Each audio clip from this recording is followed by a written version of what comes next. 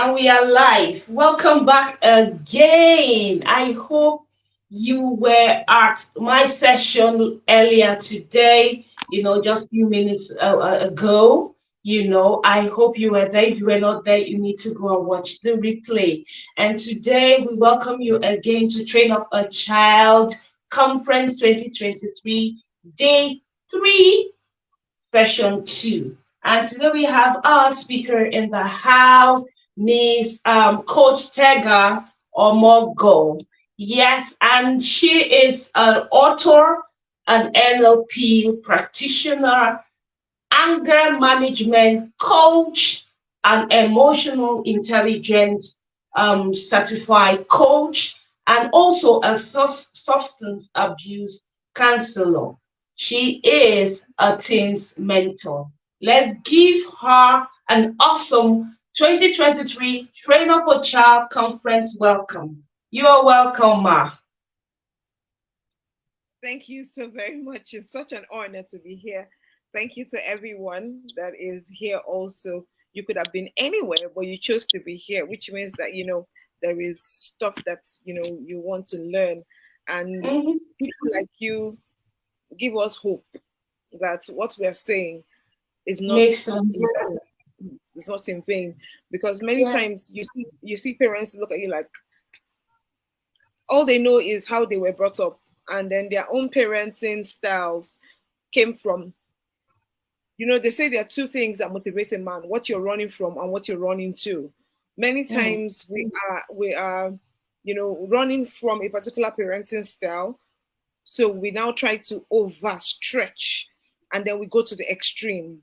And many times, because you're doing it from a place of lack of wisdom, and you actually end up even doing worse than your parents did. So it's important that we actually learn. So my name is Tega, and I'm a substance use recovery coach, and I'm also a teens coach. So I'm going to be talking from the perspective of parenting for behavioral change. And the reason I like to do this is because with teenagers, I work with them quite a lot. We see that a lot of parents have issues with bringing their teenagers up, and I help parents with children that are exhibiting, destructive behaviors, understand what is going through the children's mind. That's why my topic is parenting through behavioral change. Parenting for behavioral change. I apologize. Now, teenagers, we all know the age for teens. Teenagers are between 13 and 19. Well, these are the just before teenage. That's like maybe from 12, 11, 12. So the most of them are already acting like teenagers. One of the things that is very peculiar with teenagers is that they're impulsive in nature. They're very careless, they're very carefree. They just want to do anything. Once what they're doing feels right, they will do it.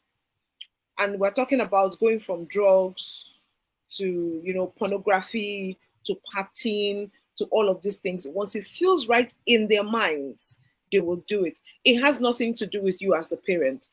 You see parents making emotional making emotional responses like, what have I done to you? What did I do to you to deserve such things? It's not about you. I'm sorry. It's not about you. These children have not even developed completely in their brains. Now, the part of the brain that is responsible for rational behavior, which is the prefrontal cortex, has not been fully developed in a teenager. Studies have shown that it is fully developed at 22. So, why are you expecting adult behavior from someone that is not an adult? Aren't you expecting a bit too much? My son is 1 year old. And before his birthday, I kept telling him, I said, if you don't work, it's one cupcake and one candle. Of course, I'm joking around. But I went to go and study because a lot of people were putting pressure on me. What is it? Why is he not working? He needs to be working around his birthday. He needs to stand and cut his cake. I am not in this Mm. boy's boat. I am not stopping him. They say you're carrying him too much. I'm sorry, I waited 10 years to have a child. It is only a natural response for me to want to cuddle him quite a lot. Remember that, oh, Nami born this one and carry him quite a lot. But that's I'm not even doing that. I'm trying my best to drop him, allow him play because of things that I'm learning about parenting from the work that I do. So I'm not carrying him that much. If other people are carrying him, there are children that they carry a lot and they walk. It is a developmental process. He's standing on his own. His legs are not, his bones on his legs are not weak, which means that he will walk. Now, I have a niece. My niece's daughter at 10 months was already feeding herself. You give her food, she'll put it in her mouth. You give her food, she'll put it in her mouth. My son wasn't doing that, and he's like a month younger than her. He wasn't doing that. At first, I was going to be worried, as in, this girl, this baby is doing this, and then my son is not doing that. But one day, I'm so sure that that's the Holy Spirit. That just made me realize that every child and their time. So I laid back and I left it. I prayed to God and I left it alone. Because developmental process is very important. Milestones is important when you're bringing up a child. You want to pray to God and ask that, they hit their developmental milestones so that they are not, having any delays, because delays are a cause of concern as well. And then after, now my son feeds himself. He's 1 year old, but he's feeding himself conveniently. He will pick up something, you put his food there, he'll put it in his mouth without issues. So imagine that I was worrying myself when he was that age, that he must do it at that time. I will now be putting myself under immense pressure and be putting him under pressure. He wasn't ready. He wasn't ready. So putting pressure on your teenager to act like an adult is counterproductive. They're just going to be, creating a gulf between you and the child, because the child is incapable of making such decisions. When you are like Coach Ade says, when you are dysregulated, you know how to, give yourself comfort. By the way, Coach Z, I just want to say thank you again for this opportunity. And I was listening in your session and you were talking about the parenting styles. I'm like, oh my God, she has looked at my notes. But you said gave some very amazing points, and I'm still going to just brush over those. I'm not going to go back in because you've done justice to it. I watch Coach Ade's as well. I watch Lola Okewo as well. Now, Coach Ade says this thing: when a child is dysregulated, they are distressed. They don't have the capability to be able to tell you that this is how they feel. They can't articulate it in words. So they would do what? They would react in a way that seems okay to them. You may not accept it because you're just thinking, why are you reacting like this? You are judging them based on your own capabilities, not on theirs. So we need to actually be a bit more, have more empathy for our teenagers. It's very important. Have empathy for your teenagers. There are major parenting styles, and these are the things that actually, cause some of the things that we have to deal with. We know what the good ones are, the authoritative parents, the present parent, but there are some, the negligent parents, the inconsistent parents. We understand the authoritarian parenting style. We know that those styles are the ones that cause the biggest harm. So parents need to go back and parent themselves. You must go back and parent yourself. Understand the things that you would have loved to do, or you would have loved to receive from your parents. That's one. I always tell parents too, why do you treat your teenager like you were never a teenager yourself? You know the things you did in your teenage. You know how you always felt misunderstood in your teenage. You understand how things were around you. Most teenagers, their slogan is, my parents don't understand me, my mommy doesn't understand me, my daddy doesn't understand me. So when they have that auntie that gets them, all they say is, this auntie is so cool. That's why peer pressure is very, very strong, because they believe that their mates understand them. So they will follow what that mate is telling them to do. It is important that we know. I remember as a teenager, I had a very crazy teen year. I was very intelligent, and then all of a sudden, I met with friends that were doing substances, and I joined them. I didn't start becoming a substance use coach because that's what I read in school.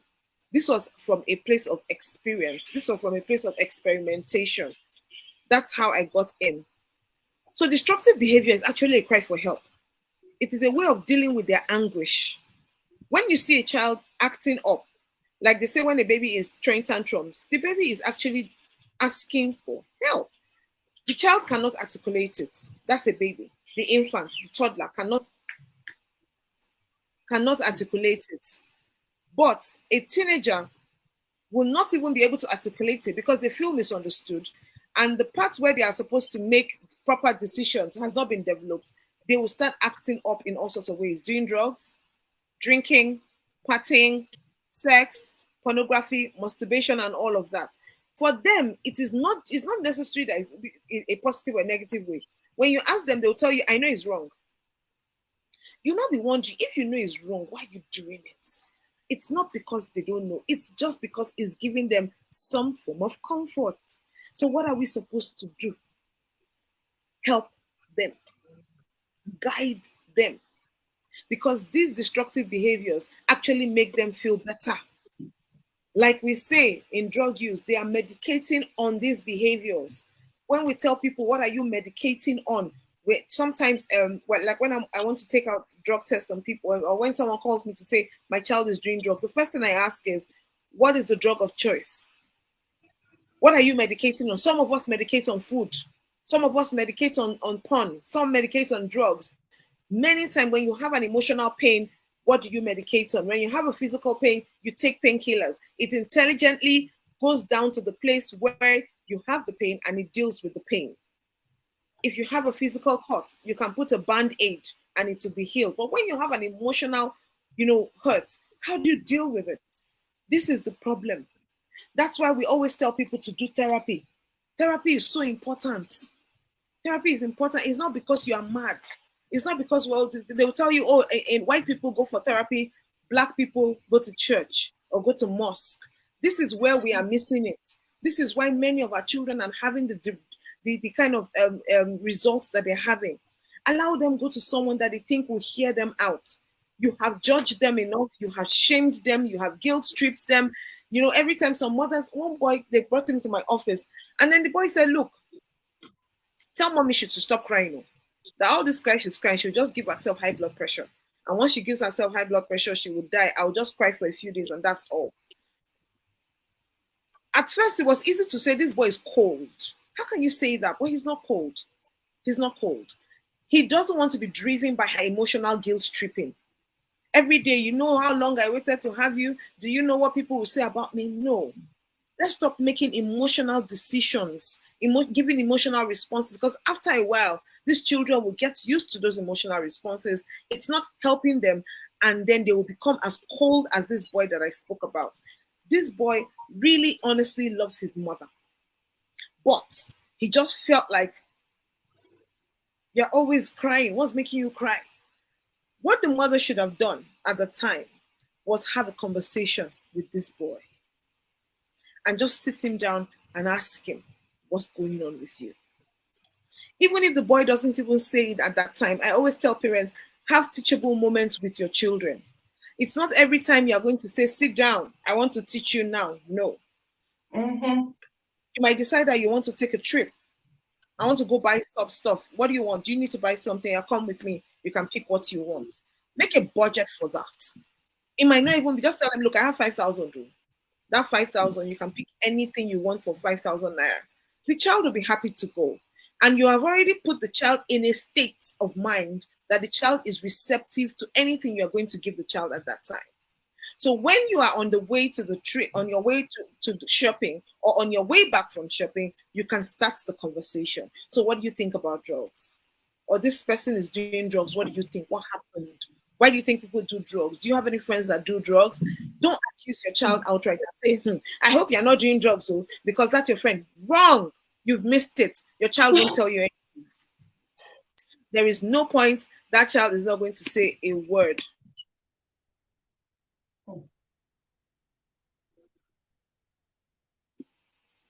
Sorry, I touched something by mistake. So the teachable moments, you need to have those teachable moments. Just know what your child likes. Some people, they'll say, I have a friend that Her children love to go to Ikoyi Club, for instance. They go there to swim. So when she tells them, oh, this weekend we're going swimming, all of them are excited because they know once they go swimming, on their way back, they stop, they buy stuff, they eat anything that they want to eat. So when she does that, and she learned this from one of my sessions because I was coaching her. She said when she does that, she's able to now have conversations with them. They tell her everything at that time. They tell her everything because they're in a good mood, they're happy. Because you have done something for them. Not that you tell them, sit down on the table. Mommy wants to teach you now. Take paper and biro. Which of your friends is doing drugs? This your friend, I don't like you. You'll never hear anything from them. So find teachable moments and teach your children. Now, what should you do? This is where the length of our time is. We've talked about the permissive parenting, negligent parenting, and all of that. What should you do to parent for behavioral change? Nurture your child. And nurturing is actually coaching your child. If you look at coaching, because many of us get paid to coach, we put our everything into it. But when it comes to your child, who you should actually coach, you think it should come naturally. The child should just understand. Look, you will give your child I. If you didn't teach the child to understand I language, when you give the child the I language when he's older, he will ask you in front of people, Mommy, did something get into your eyes? So you must have been able to let your child know that when I give you the I, it means don't do that. So you need to coach your child. Be deliberate about your nurturing your child. I'm a coach, I'm a life coach, so I know how I deal with my clients. I understand how I deal with them. I know how I take my time to prepare my notes. I'm ready before the time. I'm everything. So I'm passionate about the job.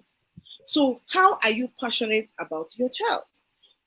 My first step when I'm meeting a client for the first time is that I build rapport. So number one, build rapport with your child.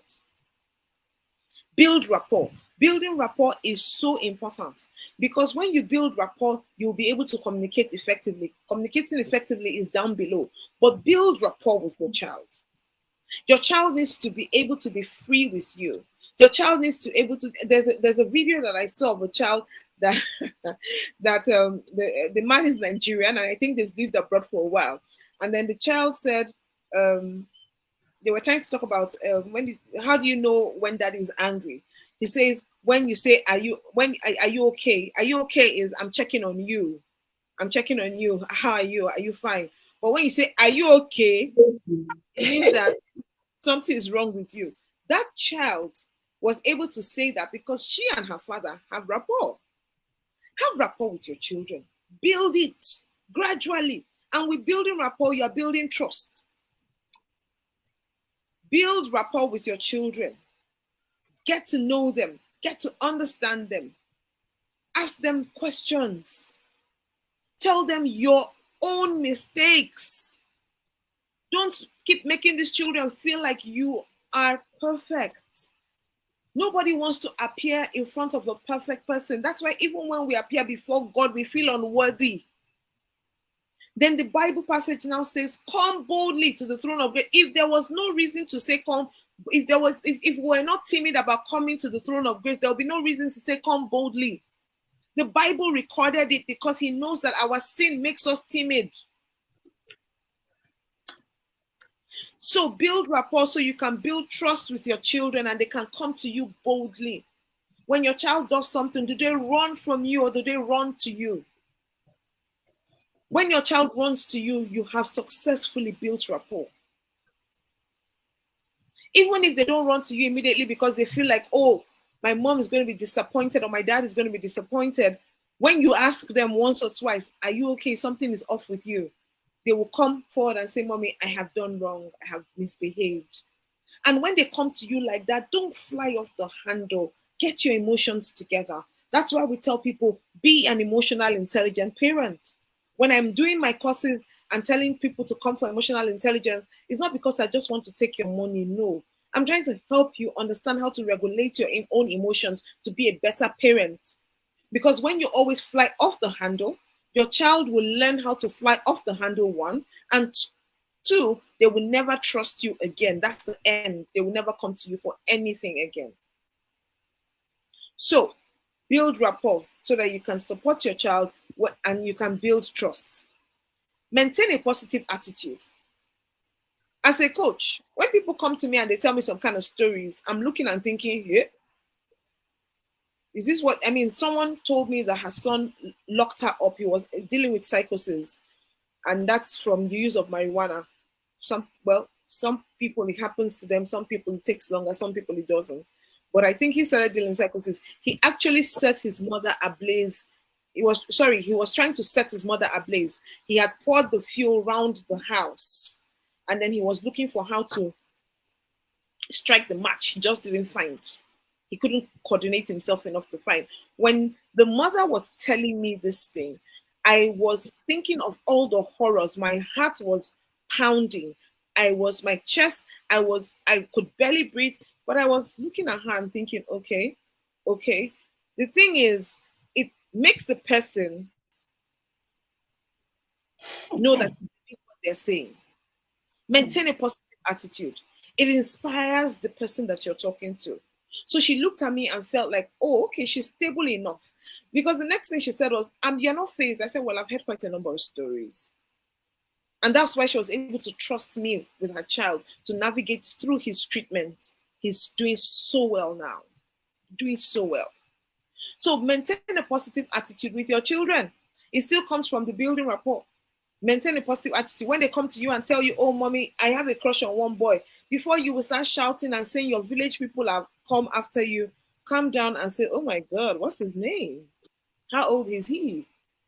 Once a child comes to tell you, I have a crush on a boy, you ask them those questions with a smile on your face, and they tell you, they will spill, then you can teach them and say, you don't have to act on that crush.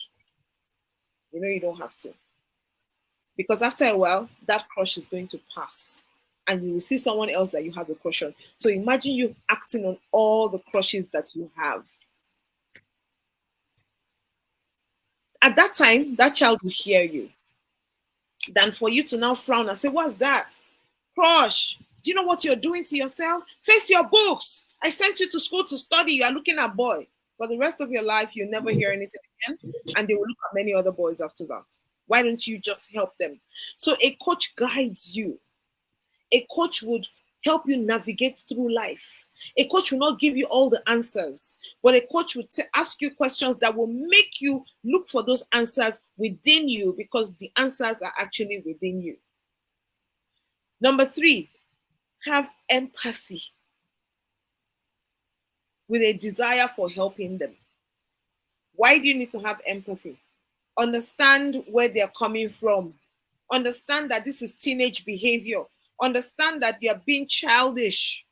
Don't expect that they are going to handle a situation like you, the adult. Your brain is fully developed. Theirs isn't. They are still coming into themselves. They are still trying to find themselves.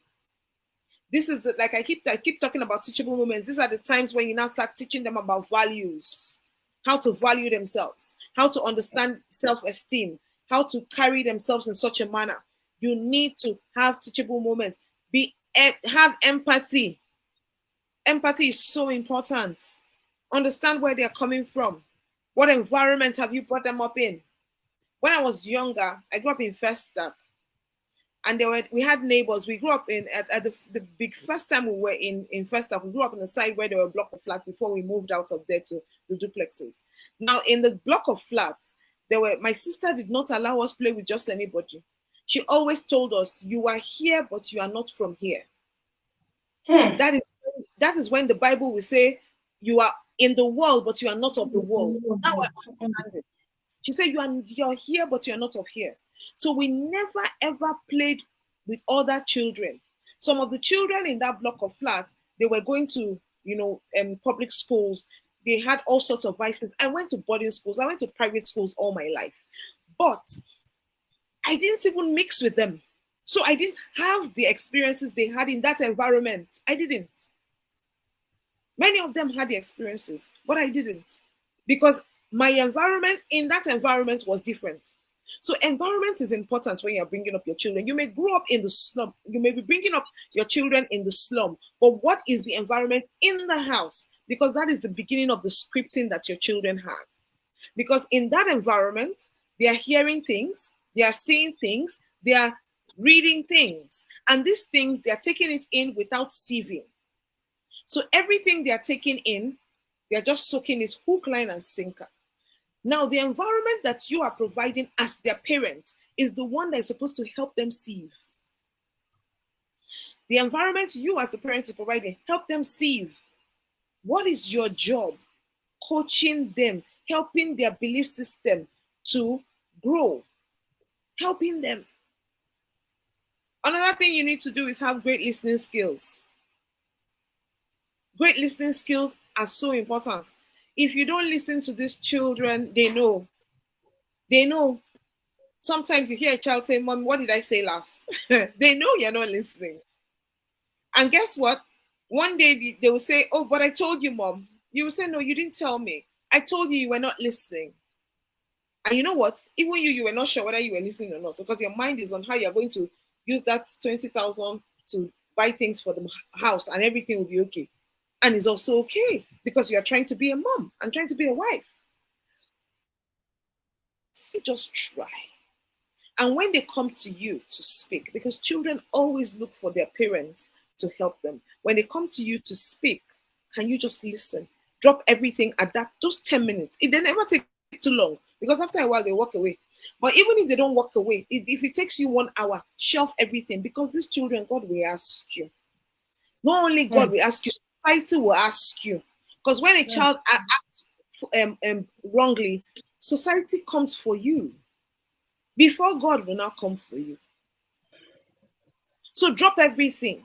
The food won't taste good anymore if your child is found to be on the street stealing. The thing you're trying to do, when I'm telling parents this, they look at me and say, but I have to run the house. I'm telling them, you're trying to run the house.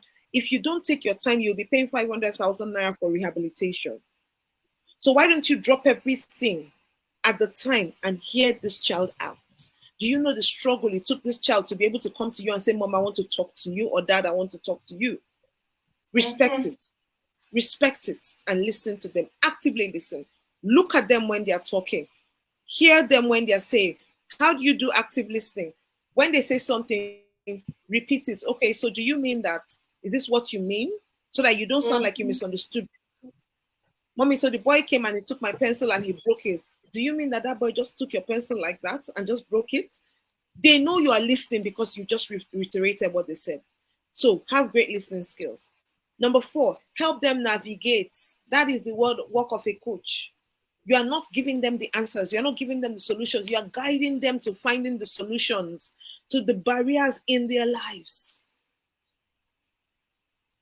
You're guiding them. If your child comes to you and says, I want to go, one boy likes me and is always doing this and is always doing that, you shouldn't now tell her, don't do that. Oh, if the boy touches you, you'll be pregnant. That's a lie. We found out it's a lie. We found out early that it's a lie. Because there are boys touching us every day. Our brothers are touching us. Are we pregnant? No. So, ask them, do you respect yourself? Do you like when people respect you? So when people respect you, do you know that you should respect yourself for people to respect you? Yes. So how do you do that? Ask them the questions. They will come with the answers. It may be childish answers, but they will come to themselves with the answers by themselves. So guide them through this. Guide them through this. Help them navigate. Number 5, please let your house be a no judgment zone. When a child is doing drugs or doing porn, it's not normal. It's an unnatural response to the distress they're going through. So when they come to you and they say, Mom, I know someone I work with, he went to tell his dad, he said, Dad, I'm doing drugs. He said, drugs? Like what, Panadol? No child in my house can do drugs. Don't judge them. Don't downplay what they've come to tell you. Many times we downplay it. What's wrong with you, please? Mommy has bigger problems. Don't do that. Don't downplay it. Don't judge them. Ask them, how can I help you right now? When you have asked them how you can help them, you will see that they will look at you and say, Mommy, I didn't mean to do this. It's okay, my darling. I understand that this is what happened. How can I help you now? Tell me, if we do this and do this and do this, will that help you? Would you go into rehabilitation? Instead of forcing a child, saying you must go, you will go. I imagine I read somewhere where someone, in fact, it's a rehab that I consult with, and this boy came in for sessions, and that day I was talking to him, and he told me his dad took him to guard room. They used to flog him every day for 1 week. That because he's a drug. That boy was just going through his own issues. Now, every behavioral, destructive behavioral pattern a child has is on a pillar. It's like an iceberg. Let me use a pillar. So the things that are doing this child are on this pillar.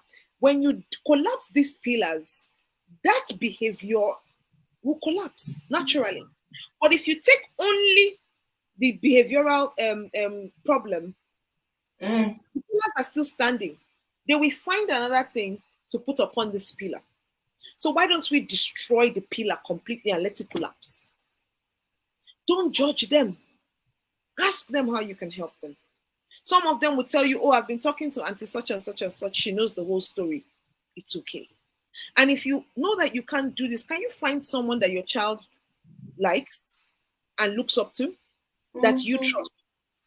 When you find that person, send the person to your child. The child will be able to be free with that person. Then you can hear what your child is going through and what your child needs to know and what you need to know. Then you can tell the person, oh yeah, teach my child such and such. Because your child trusts the person and looks up to that person. It's easier for the person to influence your child. So now, if you don't have the time, but I prefer that you are the one that is able to influence your child, because you don't have control over what that person tells your child. Another thing, ask them questions that will help them understand their own feelings. How do you feel? What does that do for you? When a child is using drugs, I ask, what does the drugs do? What do drugs do for you?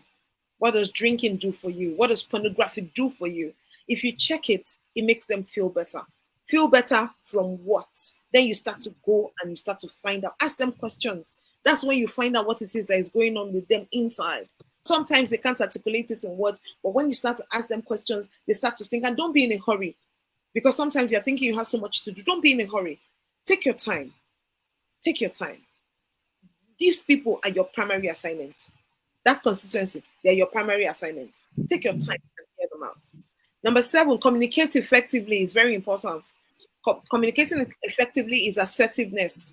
It is not being aggressive or being passive. If you are passive with your children, they will walk all over you. That's the negligent parenting and the inconsistent for those of us that didn't have children early, or for people that have only one child. Most times we're the ones that are permissive parents.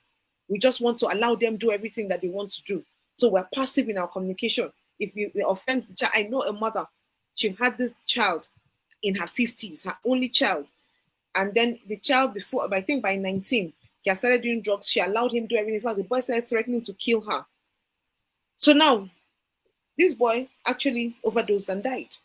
She looked at me in the face and said, where do I start from now in my 70s to have a child again?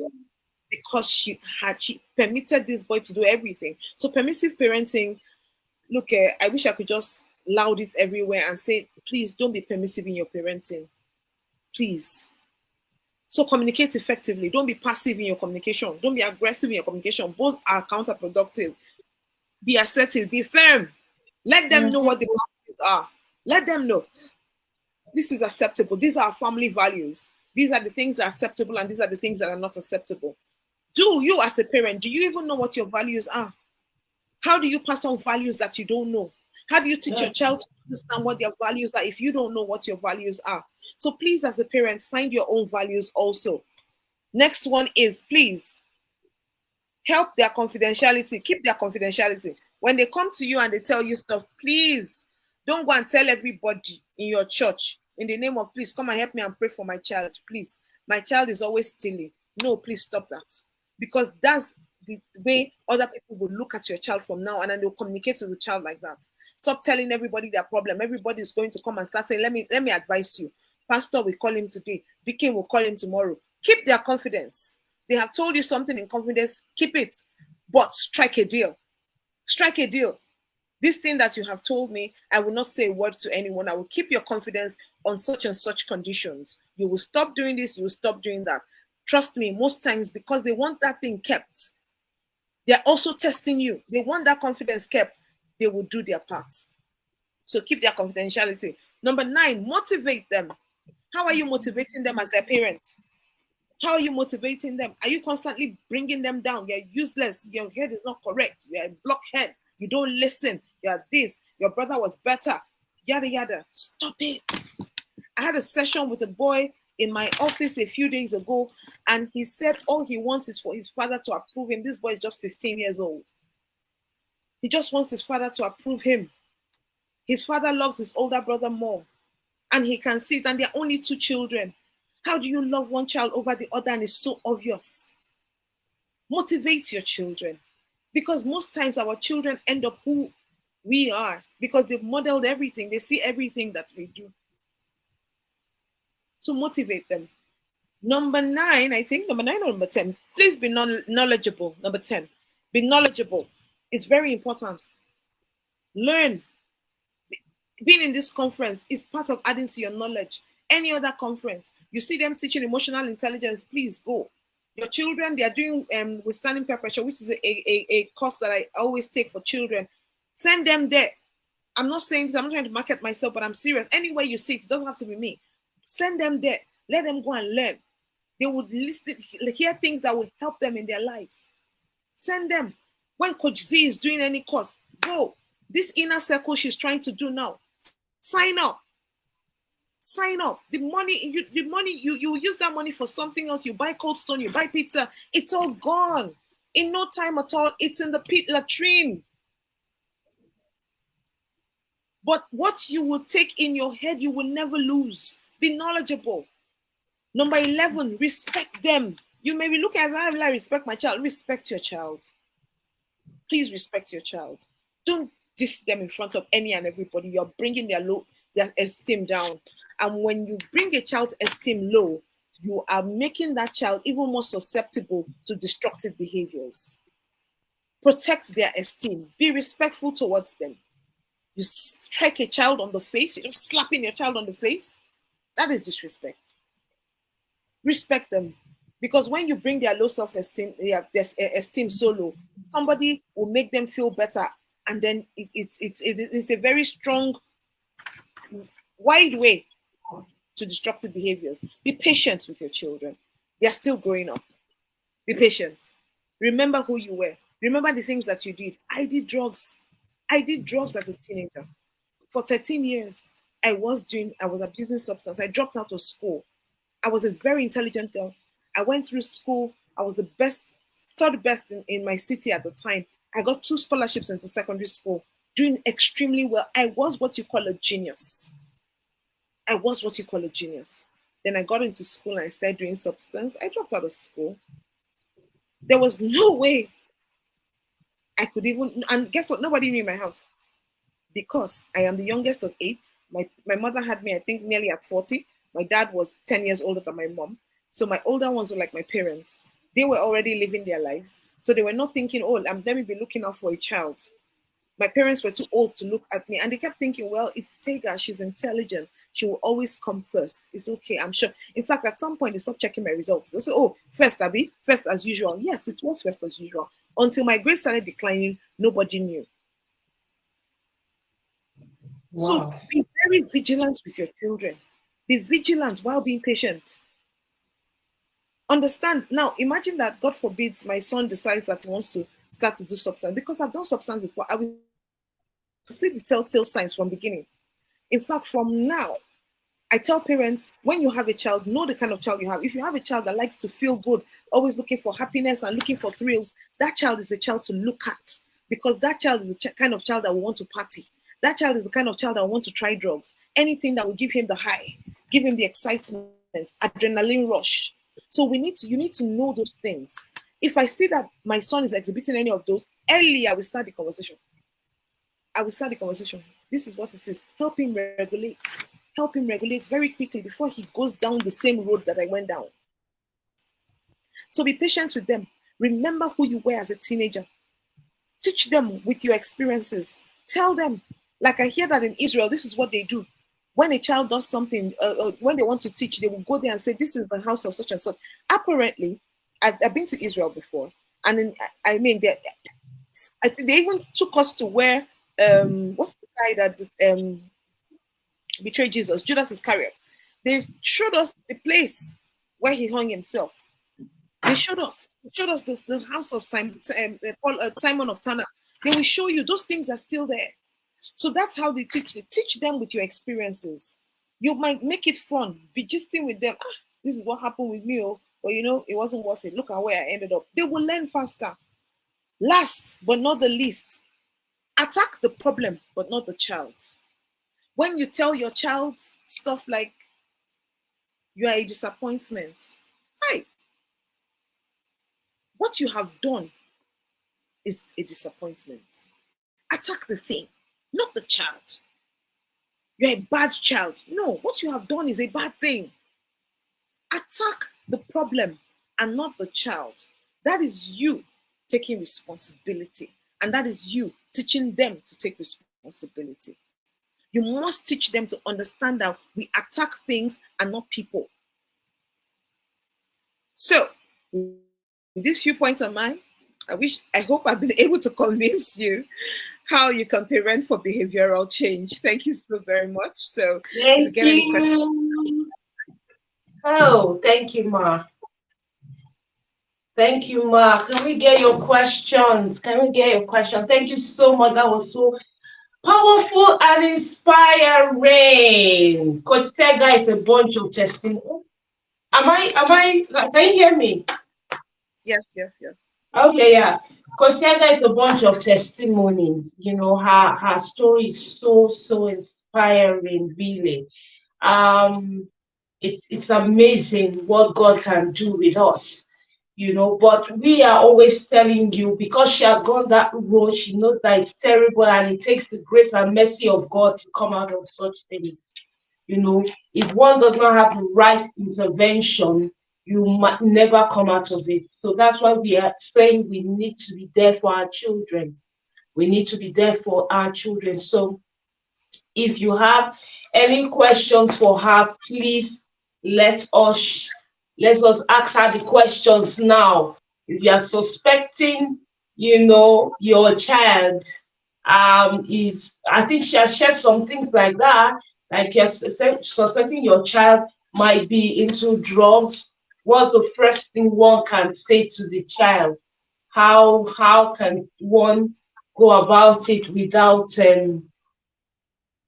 okay, I don't know whether somebody's trying to ask the question. Yes, okay. All right, so what's the first thing someone can say to the child if a child, you find out that a child is into that, maybe the child is really young, because all manner of things happen now, even in primary schools, there are all sorts of things happening. So if Okay, one can you give me sees, a moment? I think I need to plug my laptop. It's about to go off. all right, ma. Okay, so do you have any questions? Please let's drop our questions so that she can tackle them. It's been an amazing work. Someone is saying that thanks so much for coming, Ma. I just joined now and I've learned that I should attack the problem and not the child. Yes. And that way I'm taking responsibility. Beautiful.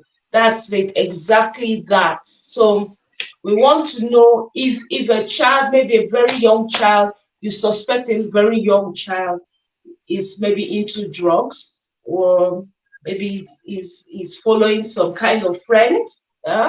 What can one do? What can a parent do about that? What's the first thing the parent can do about that? Okay, first of all, when you find out, if you think that your child is doing drugs, it's very important to first of all know your child before you can know that your child has changed.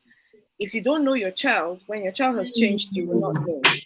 So let me use this example I always use. You know the what's his name now?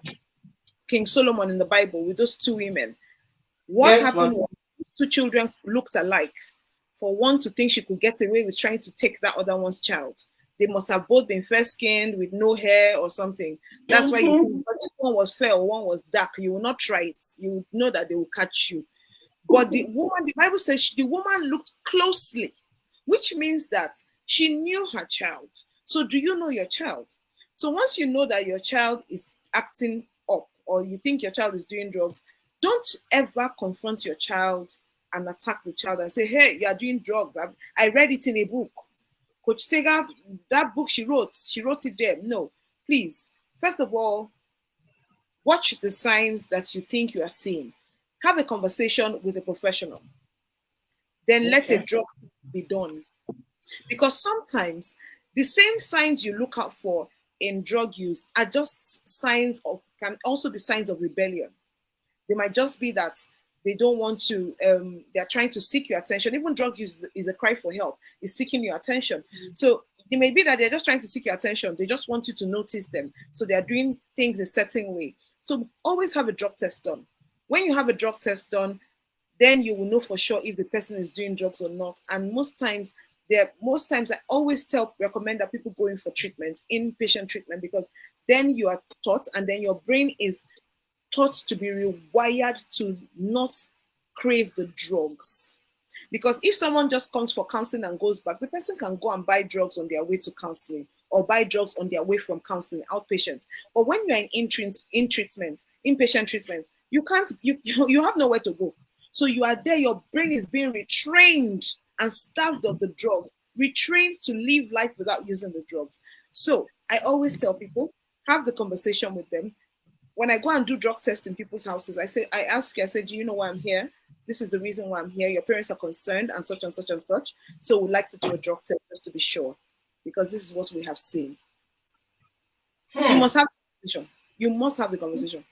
They will be offended even that you're even doing a drug test, suspecting them. They will be offended.